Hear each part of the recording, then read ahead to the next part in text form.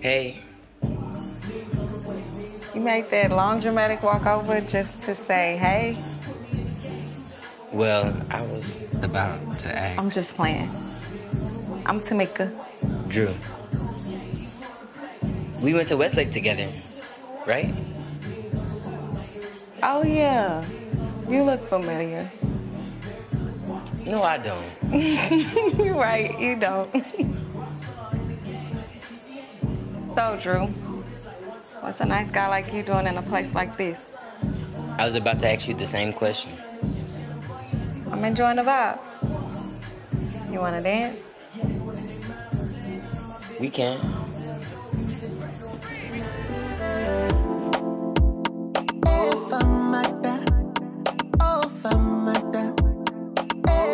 And I love your new movie. Oh, thank you. I appreciate that. I love seeing young Black entrepreneurship, and I just love the story that it tells. So, really good job. Yeah, appreciate you, man. Why was it important for you to bring this story to film?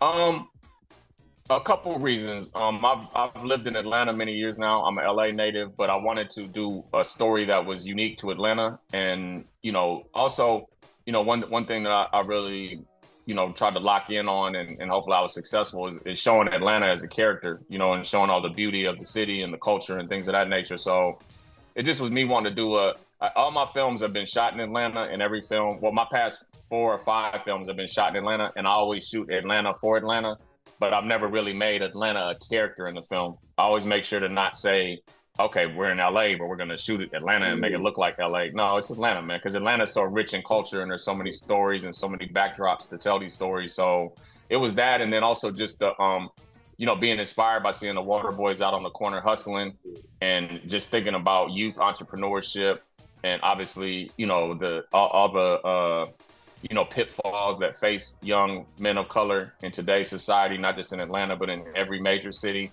even smaller cities, of the drugs and the gang violence and things like that. So it just was really intriguing to me to see these young men out here out in the sweltering heat selling bottles of water just to try to make some ends meet. And then once I did a deeper dive, it just became more and more fascinating, and there was more and more layers to the story. So, but yeah, I was just, as I've gotten older, I just get inspired by the things I see out in the world that will make me want to write films based around these things that I see, because there's so many stories to be told about real life.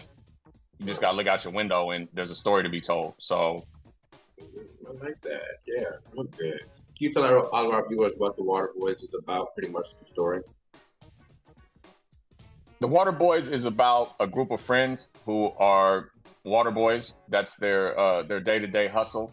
It's a coming of age story about the forks in the road that people, particularly in this situation, people of color face when you're coming up and growing up in certain environments, and the choices that you make. Choices are very important, and a lot of this. I mean, these are things I grew up on, not selling water, but just having friends that were into different things that I wasn't into, and they chose this route, and I chose another route, and I just, I have children myself and sons in particular, so I just really feel and I'm intrigued and want to support the youth culture and the things that they're up against, because the world has the world has changed a lot for them, and it's a lot of things that they're up against, and I felt that struggle, and you see that struggle in the Waterboyz when you see them again out here, on these corners and by these freeways when it's 90 degrees and humid outside, and they're out there sweating, trying to hustle up some money just to stay out the way and not get caught up in some of the things that a lot of, unfortunately, young men are getting caught up in these days. Then talk a bit about working with the cast. You got an incredible cast there. What was that experience like putting the film together? Oh, it was great, man. It was great. We had a really tight production schedule. We were out in the elements most of the time. I would say at least probably 60 or 70% of the film was outside in the summer in Atlanta. Even at nighttime, it's hot and humid. So, but it was a great experience, man. It was a challenge because we're a low budget independent film, so we had a short shoot schedule. Thunderstorms, in Atlanta, especially in August, it's always a challenge with the weather. If there's thunder, you got to shut down production, and so we were up against a lot of elements, and we were out shooting in these real streets. Like, I made sure that we shot in the real areas where Waterboyz really are, and we shot in the real hoods of Atlanta. We didn't try to shoot somewhere out the way where it was safe, because I knew Atlanta people would say that and be like, man, that ain't nowhere near where this stuff be going down at. So we was in the Bluff. I know you probably seen snow in the Bluff. Like, most of the film was shot in the Bluff, Bankhead. So it was a challenge, man. But I think that it just, you know, them, to me, those kind of environments, when harnessed correctly, just lead to great artistry, you know. And even for the, you know, you felt the sense of urgency even with the actors, because they're ready to get out that heat. Of course. Like, it's hot. We can't do another take. Let's get this right. You know what I mean? So it just, it's always a challenge, man. There's never enough money. There's never enough time. It was always a challenge. But our cast was soldiers. Our star cast didn't come to set with any kind of the ego or diva stuff. They rolled with the punches. And I remember one night Quavo was standing outside with all his jewelry on in the Bluff at like 1 a.m. I'm like, somebody please take Quavo inside the house. Like, it just was that comfortable environment. And we had a great security team around us too, to make sure everybody stayed safe and we were respectful to the neighborhoods that we were shooting in. Yeah, I like that a lot. And then you mentioned being independent, and I know you have a lot of big backers on the film, you know, like Pete, but how did someone like Ben Crump get involved in the executive production of it? Well, Ben Crump is my brother, first and foremost. Ben Crump first came on board of my film Karen. Yeah, that's my brother, man. So he came on first when I did my film Karen. And, you know, obviously because of that subject matter played right into what he's out here fighting for every day. So when he, heard about the project and was able to read the script, he's like, I want to be involved. And I put him in there as himself.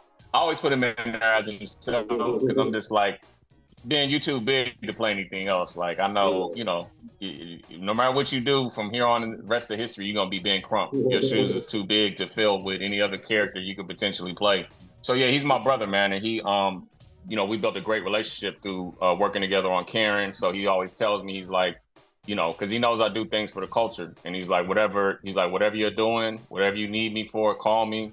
You know, with this particular thing, he came up on his own dime, you know, at the drop of a hat and was like, Cope, I got you. Come up there, whatever you need me to do. You know, we had Ben out there on the west end of Atlanta. Had Ben, when we shot at Walmart, Ben was there. Ben was in Walmart shopping. People was, you know, stunned to see him. So, yeah, that's my brother, man. Ben is family, man. That's my guy. I love Ben. Real good. I love to hear stuff like that. Tell everybody what you kind of want them to get out of the film once they watch it. Well, you know, it's all good films are about multiple things. They're never about one thing in particular. And I mean, I think the strongest message that I'm trying to send is like, not all Waterboyz are created equal, because the perception here, and unfortunately, a lot of the media coverage is always negative. It's about the shootings and the snatching phones and carjackings and all this other stuff that does happen. That is a reality.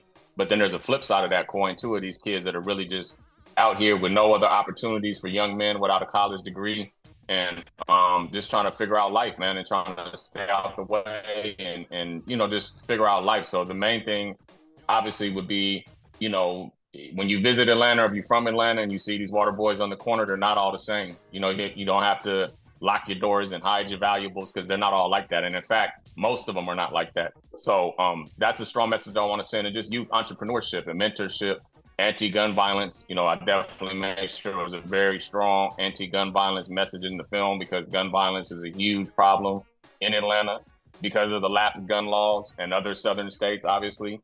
So, you know, multiple things. Like I said, I just tried to pile as much information into it as I could without just being too heavy-handed and preachy, and I wanted to tell it organically, you know. Yeah, it definitely works. So you accomplished that. Yeah. So tell everybody in your own words why they need to go out and check out the Waterboyz starting this Friday, September 13th. Because we haven't seen a film like this in many, many years. Again, my tropes are, you know, Boys in the Hood, Menace, Juice, you know, all the old school urban crime dramas that we just haven't seen in a long time, and just a good coming of age story. It's definitely something positive that, you know, parents and kids could watch together and get the message from it, and see, you know, some aspect of the story that appeals to them. Obviously, we got LaLa playing the strong single Black mother, holding it down for her son by any means necessary. So it just, I think people are going to feel that nostalgia, because obviously I'm not gonna age myself, but I'm not a Waterboyz age, that's for sure. So I'm, you know, big fan of John, big fan of the Hughes brothers. Ernest Dickerson, all those kind of old school directors that used to tell those stories with a certain lens. And that's what I try to do, kind of mix the old school with the new school to tell this story. Really, I like that. And then we're gonna switch gears real quick. How did you first get into filmmaking? Well, initially I was a music artist. I was in a group called Madcap, early 90s. We were the first rap group signed to Loud Records with Wu-Tang Clan and Exhibit and Mobb Deep. I've toured extensively with all them guys back in the day. And then through my music career, I got tapped in with Eddie Griffin. He actually came to our listening party when we was Madcap. We formed a kinship. And the first probably 10 years of my career is, well, first of all, let me backtrack real quick. So me and my son, me and some of my friends all started having kids at the same time. And we're telling our stories and sharing our stories. I'm like, man, this should be a film. Baby Mama's like, we should need to make a Baby Mama film. And I took it to I only knew one screenwriter. Like, you know, making films is a lot more prevalent now than it was years ago.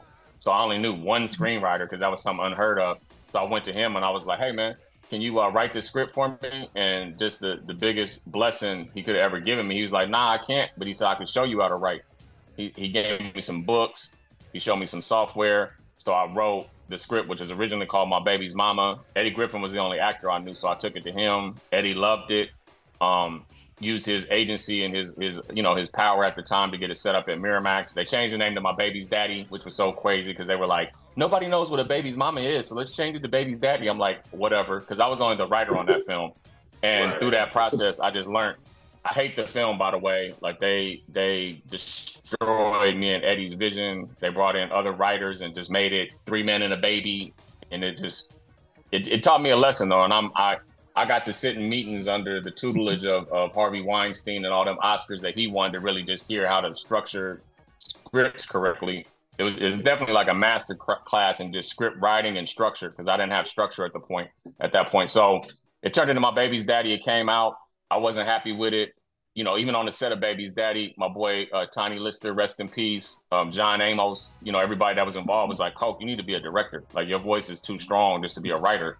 So after that, I went out and started. Jeremy Kramer, in fact, one of the executives at the time at Miramax, was like, Coke, this is what you do. He said, you go out, hustle up some money, shoot a few films on your own, come back to us, and then we'll, let you direct something bigger. And that's what I did. I went out and found an investor, did my directorial debut, Who Made the Potato Salad.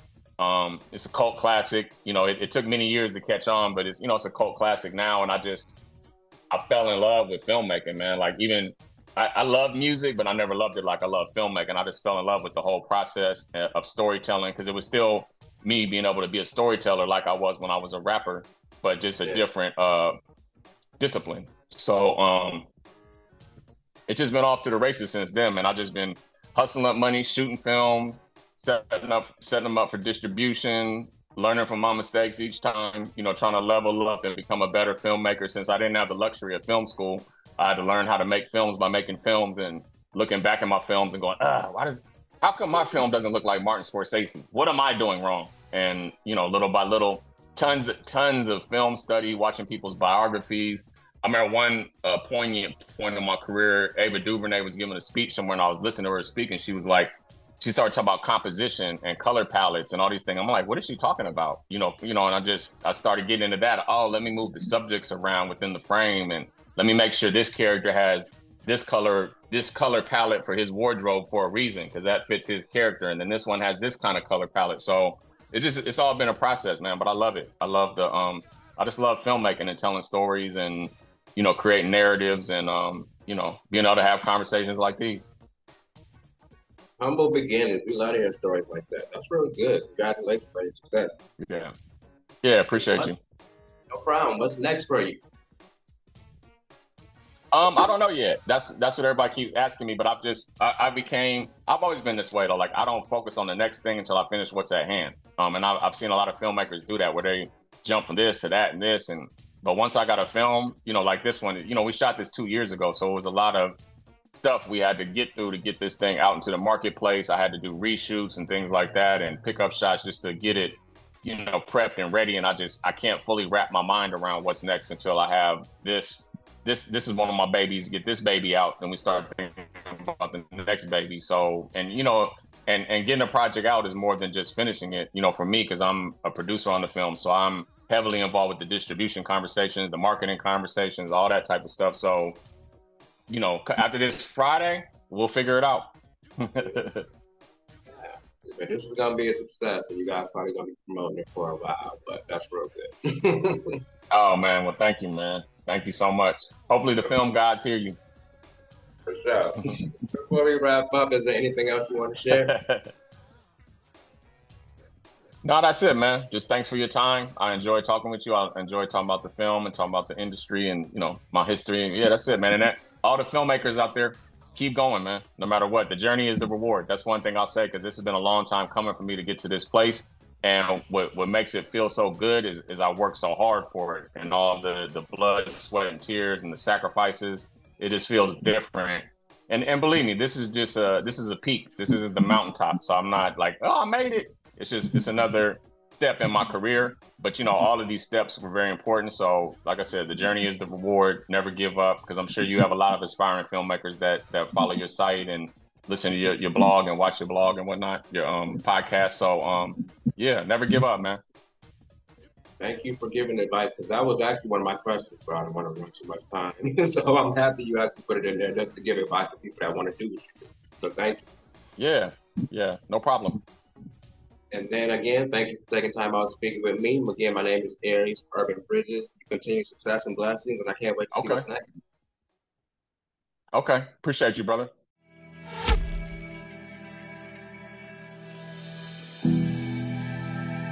Let me explain to you the economics of being a water boy. You get a bag of ice, $4.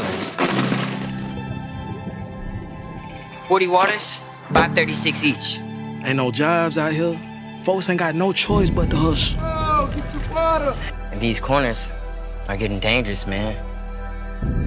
It's like we starting to deal with the same type of drama we would have if we were selling drugs. Promise me that you'll always make it home safe. Mom, I told you, I want to get us out of here.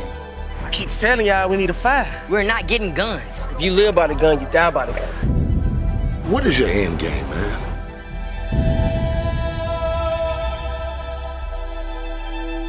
What's a nice guy like you doing in a place like this? In response to the recent violence surrounding Waterboyz, Got a gun! We get it straight tonight. No, we don't. the mayor has ordered a citywide crackdown. We will not tolerate these thugs fronting as entrepreneurs, terrorizing our street corners. They will not be allowed to sell waters on these corners. You guys gonna have to find something else to do. Wait, what? Sell drugs? What happened? I don't want to talk about it. Let me get you. What happened? Next time, it's them or it's me. Them or me. Kids are getting killed every day out here in these streets over nothing. Make me one promise, you. Promise me you're gonna be safe on these streets, brother. That same little buddy from the party the other night, ain't it? This a private party, bruh. Oh, yeah? Get the water! Get the water! Get the water! In the A, everything can change at any moment.